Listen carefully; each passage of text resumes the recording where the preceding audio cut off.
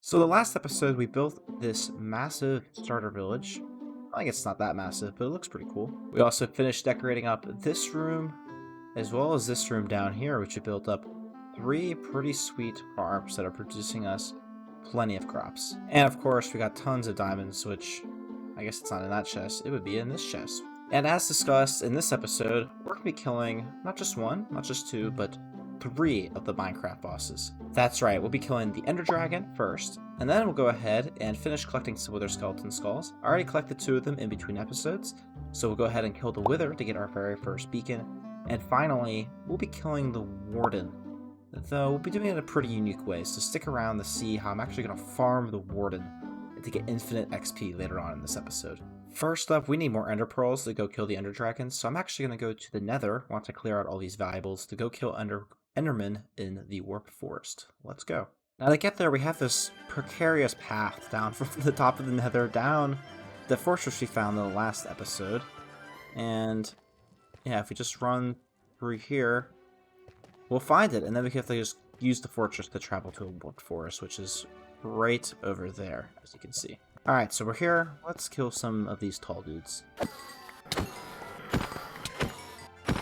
19 pearls should be more than enough to go to the Ender Dragon and even have a couple left over. That's the Ender Dragon, I meant Stronghold.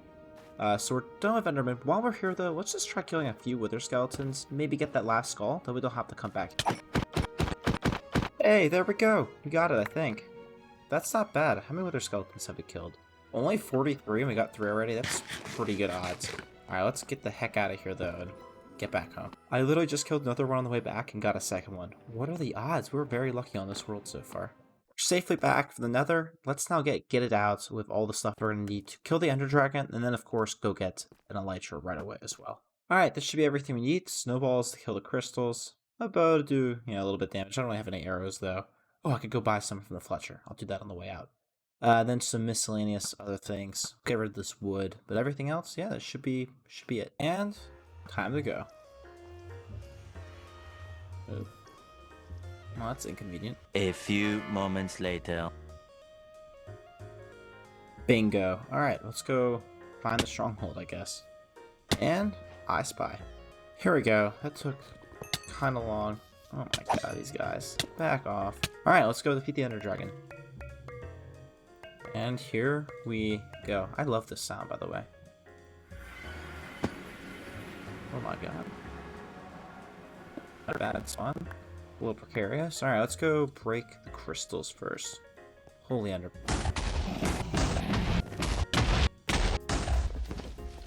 Now that all the crystals are gone, I just gotta kill this thing. Shouldn't be too bad. Just gotta wait for it to perch. There we go. Always feels good, but I don't want to go in there though. Get most of the XP though, at least. Yeah, we're not going in there yet because we want to go get an elytra basically directly. But, ooh, 67 levels, that feels good. Alright, let's get the dragon egg first though. It's as easy as placing a torch down. Before we go in, I brought extra blaze rods for a reason. That's because I want to actually craft a couple ender chests. Ender chests in hand, let's go... yeah, into the abyss. Alright, let's begin the journey. This could take a very long time or a very short time. Generally takes me a really long time. Based off our spawn, yeah, looks like we're already gonna have to build a massive bridge somewhere. Okay, I was my render distance up, and that thing just appeared. What? It's a small one, but it has a ship. That's exactly what we're looking for. I really hate this. Alright, now we just gotta run over to it. This seems highly dangerous, not gonna lie. Let's see how we fare. I mean, I'm gonna exit, I think. Yeah, I'm gonna exit. Yeah, let's get the heck out of here. I was able to get around to the top without having to deal with this. We can see what kind of loot we got in here. Kind of trash. Not bad. Okay, we have a smite sword. Alright, let's get over to the airship, and then let's just get the heck out of here. Gotta take care of this guy, and the elytra is ours. Now that looks cool, the cape. Wow, that's sweet. And the loot, I mean, not bad. Curse of Binding kind of sucks though. Some decent stuff in here, some gold in there. I'll put it in our shulker box and we'll call it a day. And here we go for the very first time, using some fireworks. We can just easily fly it back home. Of course, we don't have mending or unbreaking on this yet, so it's not really that much of use to us until we get that.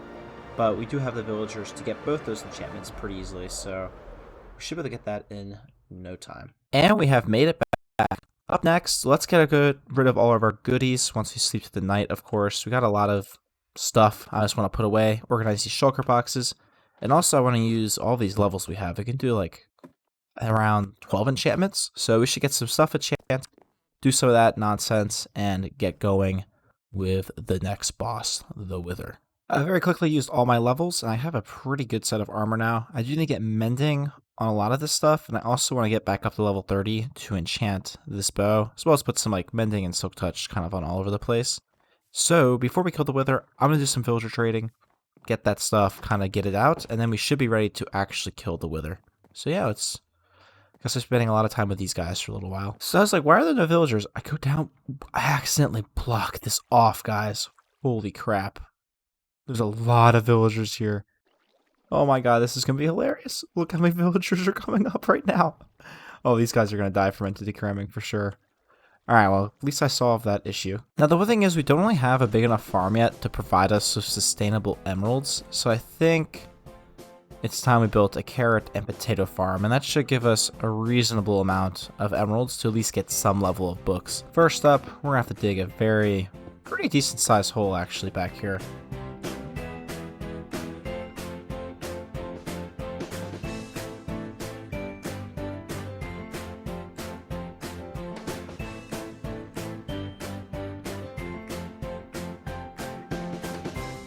And just like that, we have the area cleaned out. Basically, we'll have the villager in the center, which the farmers on either side will throw their crops to. And then we'll have carrots on one side, potatoes on one side. It won't be the fastest farm in the world, but it should provide us enough emeralds for now. We're going to build bigger versions of like all of these farms later on that are fully automatic and produce tons of items. And I want to keep the lag reduced.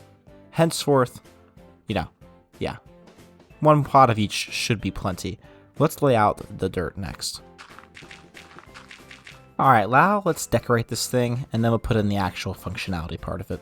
So, walls, ceiling, all that jazz.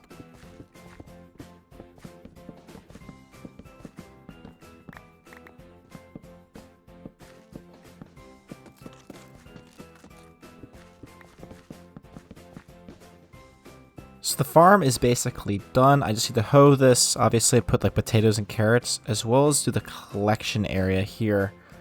I'm not really sure where I'm going to do like the chest. I kind of got to figure out where I want to do my storage system first. But that being said, if we take a look around, yeah, we're basically done. I'm going to do the collection system. And yeah, let's just do that right now. For the collection system, though, we do need probably a lot of hoppers. We have a decent amount of chests, and I think we have a decent amount of iron. We'll need to build an iron farm soon, though. Maybe in the next episode. So we're just going to do a line of chests vertically, and we'll extend the ladder down and just have like a mini little room down here to kind of have access to the storage. But the storage system is very simple. Place hoppers like this. These will eventually go into the chests, but in terms of the minecart and hoppers, if I show you guys real quick, place one in here and here. And if we come down here, break that block, then break this block, they'll sit on top of each other just like so. And we can go ahead and put these trapdoors back into place. And basically what we'll end up doing is just dropping the villager directly in there, and that should be, yeah, he'll just stay there basically. And then whenever a farmer throws crops, they'll get sucked up by the hoppers. And the storage system is done with these final 3 blocks. Very, very simple, just a little room down here. Not a lot of decoration. I mean, the only purpose for it is for these 5 double chests to store potatoes and carrots. But with that, the farm is now basically complete. We just need to put the villagers in and hoe all of the surface for them. So yeah, let's go get 3 villagers. And to get to the villagers, I built these poke holes. And what we can do is basically place some blocks, kind of like this coming down, and we'll put some water at the bottom. And then the villagers just won't be able to get out. And it'll be great. Of course, we'll let the villagers like drop down into this area, and then we'll, ship them off to their respective areas. I mean, ship them off kind of sounds a little messed up, but they're just slaves, right? I mean, there are paid workers. Villagers are so frustrating, but the last one is in the pit, and that means we just gotta maneuver them around, at least in a very confined space from now on. Villager 1, aka the hardest villager, is in place. Now he's got to do the 2 farmers, which should be easy enough. One problem though, I apparently don't have carrots. So I guess we'll just do 1 big potato farm, and honestly, like, this won't produce enough for, like, where we're, like, have excess potatoes for trading. So I think that'll be okay if we just do a double potato farm and build a massive carrot farm later on. With that, we now have Villager 1, Villager 2, oh, and there's a little bit of an error there. And it's fixed now. But we got the prop farm working. Obviously, they'll have to kind of like plant the whole thing and then have them grow before it starts producing. But I do plan to go AFK overnight, so we should hopefully get some decent drops out of it. I'll update you guys in the morning time, which will be now a while for me, but no time at all for you all. A few moments later. And 1 night later, let's go investigate how many drops we got. I put my stuff in a chest. That seems very, very wrong. So investigating, it might have just taken a while for the farm to get going because this guy doesn't have any food, which means the hoppers are picking up, and I just saw this guy toss some food over. So yeah, and like his inventory went down. So I think it's actually working. It might have just taken some time to kind of get going. Obviously, we'll have to do some more testing and whatnot to make sure this is all working good. But yeah, it probably just took a while for the farm to get going, which kind of makes sense because he had to plant all this area first and build it up, which probably took a couple of hours. But overall, it's working for the most part. That's all I can really ask for. So let's get cracking with some village trading. Holy crap, guys, you have to see this. They broke the door down. Look how many zombies are in here. Oh my god. All in all, only 1 villager turned to a zombie. And honestly, we can just heal this guy and you'll have reduced trades. So it's not the end of the world. So I'll go do that. I'm going to trade these potatoes, and I guess we'll have to figure out a different thing for the doors. I guess I'll use trap doors instead. That'll probably work a little bit better. And once again, I resort to mining this stuff for XP. It's kind of a hint for later in this episode when we build a farm to farm these guys right here, which give us even more XP. And this is an added perk of this. Epic. Ooh, it's an 8 vein? Alright. 8 diamonds, or let's see how many we get. Only 8. I was using the wrong pick. That sucks. Alright, and infinity. That's basically a perfect bow right there. That is awesome. We just need to add power 4 and flame. Epic. Power 5. My bad. Another power 4 bow to that, but that's great. Alright, let's go kill the wither. So I actually have everything I need right here. Plenty of food, gapples, my bow, pick, stuff to spawn the wither, some blocks, the 1 potion I have from that, and also 2 buckets of milk. What was that noise? That's a hilarious noise. I've had not really heard that before. All right, let's drop down. I want to do that one more time. I don't know why I think that's so funny. All right, let's hop down. We're gonna cheese it down in the mines. Usually I use bedrock at the end portal. I have actually never done it in a mine for a very long time, but I'm feeling risky. I'm going to pick a good tunnel that doesn't have a lot of lava overhead, and we'll just do it. Alright, this should be suitable, so we just want to mine out like a small area, basically, where we're going to spawn it in. And then we spawn it in, we'll basically just move down the hallway, and I'll bow it down. And I could also melee it if needed as well. Milk will be very important. If I'm going to die, the milk will basically be... prevent me from dying, I can kind of back off and heal. Because the wither effect is honestly the most dangerous thing about this, but...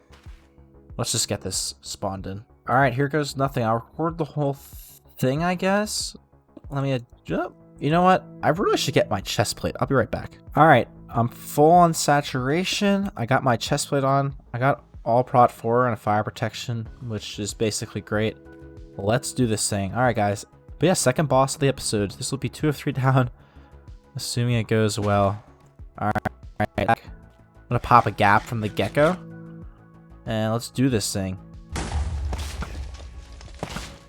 And once it gets low health, we're not going to be able to bow it. We can just go like this. That was... I didn't take a single block of damage in that. I still have the 2 absorption hearts. That was probably the easiest fight I've ever done. I'm just going to pinch these diamonds. We don't have fortune, but whatever. That was really easy. I thought that was going to be harder, to be honest. I'm kind of surprised. Like, I died doing this. I guess the deep slate is harder for it to get through, maybe? I don't really know. That was really easy. But we have another star. We actually can get a beacon. However, we don't have an iron or gold farm or anything yet, so it wouldn't be full. But that's great. We got another star. We actually got one of the wither heads too. So let's get back to base and get ready for our third and final boss, which, no, not the Elder Guardian this time. We're going to do the Warden, actually. Kill the Warden. We're not actually going to kill the Warden directly. We're actually going to build a Warden Farm, as I mentioned earlier, which they drop Skull Catalysts, which when mined, drop a decent amount of XP. It's actually a really great way to bring around, like, XP with you in the world. But before we do that, I'm going to continue the trade of these villagers and get mending on all my gear. I want to get a perfect elytra, get a perfect pick, do all that jazz, as well as stash this nether star. So I'm going to do all that. You've seen enough. I'm going to do it all off camera. Next time you see me in about 2 seconds, it'll all be done. I'll have perfect gear with mending and all that nonsense. Oh, well, I left the door open. At least these guys will be one-hand-roll trades. But we got to get back, kill all those guys. All right, we'll figure this out. So stuff is being enchanted. Obviously, we kind of have to wait for potatoes to farm. So we're going to start working on the Warden Farm while we wait. And something I didn't know is you actually have to build these where the Shriekers generate. If you mine a Shrieker and replace it, it actually can't summon a Warden. After the preparations done, which will be mining about, 1,500 blocks of deep slate and placing some wool, though the actual farm itself will be really easy to build. It's really just this first part that's going to be kind of difficult. That's the Shrieker we're going to use. This is probably the closest and most kind of already like half open area, so reducing them to mining, but we're going to be very careful getting over to that thing. Ooh. Hopefully it goes relatively smoothly. Alright, it triggered twice. I'm getting out of here before the Warden spawns. Now our warning level is 3, so I'm going to go back. I'm back where, near where our farms are. I'm going to go AFK for a bit. And yeah, it should drop down to 0 in about 30 minutes.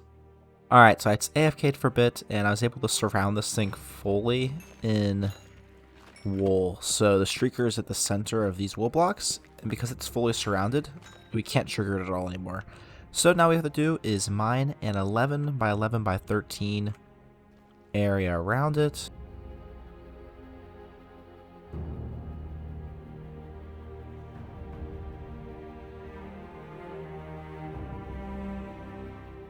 And there we go. We have a 13 tall and then 11 by 11. Obviously extends out to here, and there's a lot of open area around this. So theoretically, the Warden shouldn't be able to spawn anywhere except where we basically tell it to, essentially. First up, we need some building blocks, which basically just need like 49 of them, but I'm just going to put in a bunch of slabs just for safety. Not sure why my voice went high there. It wasn't even like a voice crack. I'm 21 years old. My voice still cracks sometimes, but nevertheless, we also need some light sources. We also need some kelp as well as water. We also need wool, which we definitely need more of. There we go. We don't need a ton. Also, don't really care about the colors. It's just to provide some carpet. We might be able to get away with only white as well. Next up, we need some observers. Tentatively, we don't need anything else. We need a note block is what we need. And we'll craft up one of those. And finally, we just need to craft up some chests and hoppers. And some ladders as well. And this should be everything we need to build a farm. It's pretty simple. Let's go start building it. First up, let's light this place up just a tad. Torches don't hurt Warden spawning, so I want to be able to see what we're doing while we're working down here. Next up, I just want to make a carpet path. Next, we're going to put a ladder right here. So what this is going to do is it's going to let us climb up to the Shrieker. And the redstone is super simple for this. Place an observer here, and an observer here. And that will just basically cause the Shrieker to go crazy. We'll just put a block on top of that for now. Once I can access the slime, I'll add like an actual on-off switch, but for now, this will be okay. Alright, next up, we do need some soul sand, which I forgot, so let's go get that. And the soul sand's in place of a slight modification to make it identical to the Ilmengo roll download, and now all we gotta do is place in a 7x7 platform. And with this, all we gotta do now is build a water elevator way up into the sky, and then, yeah, we just gotta kill the wardens up there via drowning. Alright, so the water elevator's in place. To explain what will happen is the wardens will go up here, drown, and then the skulk will flow into this hopper and into our small little storage system we'll put here. And checking this thing out, with that ladder in place, I think the farm is ready. I'm a little scared. Let me stash my items. So first, I gotta break this cobblestone block. And next, I think I just need to break the wool blocks. So now I just stand here, I guess. Let's see what happens. All right, you can see from my subtitles, warden draws close. Next one that goes, the warden should spawn. And now the warden should be summoned. Yep. Oh my god, that's terrifying. But he's spawning in our platform. And he's going into the water. Perfect. So unbeknownst to me, the warden... Alright, let me produce the game noise. So unbeknownst to me, the warden actually doesn't drown anymore. I guess the farm I was looking at was outdated. Listen to how terrifying that sound is. Holy crap. Alright, I'm gonna get away from this area so they despawn and then come back in a little bit. Alright, so I'm faced with a conundrum, and I'm gonna do this on camera because I view it necessary just to kind of keep the world, and for the purpose of like making the video. Basically, wardens don't despawn when you get 110 blocks away, which I think is flawed, which is why I just killed the wardens. Basically, that would render this, you know what I mean, we can't have 24 wardens like that lurking around for lag reasons, and obviously the ticking time bomb. I think they should despawn. I think, like, if you can create a contraption like this, they probably should despawn just in case something goes wrong. However, we're gonna fix the farm so this won't happen again. But yeah, I just want to make sure you guys knew I did that. But yeah, hope you guys understand why. Alright, so I double checked the world download. The bubble column does go all the way up, but it does have this block here and not just a hopper immediately, so that honestly might be it. I'll give it a try. Hopefully they start drowning. And here we go. For whatever reason, maybe it was the hoppers being there, like the air block right there, but it's working now. I can't complain. So yeah, we have a fully functioning Warden Farm. This is so freaking cool. Alright, guess I'm gonna go AFK now.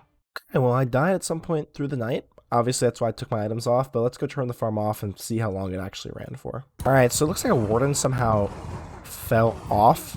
So I guess I gotta, like, add a little fence. That'll probably prevent that from happening again, and it'll probably eventually smell me and murder me. We just gotta wait 60 seconds for that guy to despawn, and then wait about 4 to 5 minutes for all these guys to die. And yeah, we'll just make that fix really quick. Alright, moment of truth.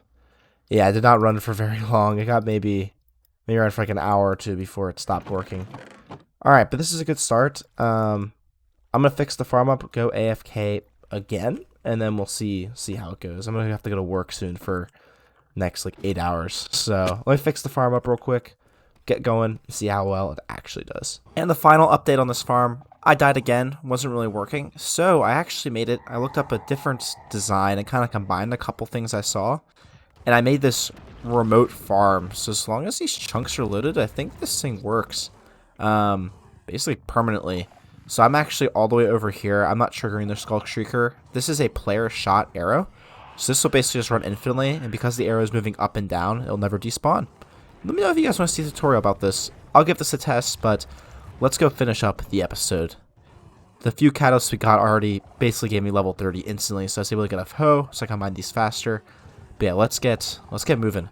I'm definitely gonna make a tutorial on this. I think this is a cool farm. And the beauty about it is now I'm at my base. Can't hear it, except I can slightly hear the Warden Heartbeat, I guess. That's because I'm still a little far away. I mean, this thing is just totally working, so I can actually do work in my base while I accumulate these skull catalysts without having to worry about dying now. Alright, so let me show you the true power of the catalyst. So let me deplete some levels by putting mending on my armor and a couple of my tools. And there we go. As you can see, my armor is relatively damaged. And, you know, we also have this pick that could use some repairing. So let's place down a few of these, and let's just break them real quick. As you can see, it's getting repaired. And we just place down like a few of these and mine them real quick. You could see in about a minute, we fully repaired all of our armor. And with this much, if we just place down, let's say, how many is this? Let's place down 20. We'll probably get close to level 30 with this amount. And it really doesn't take long to mine at all.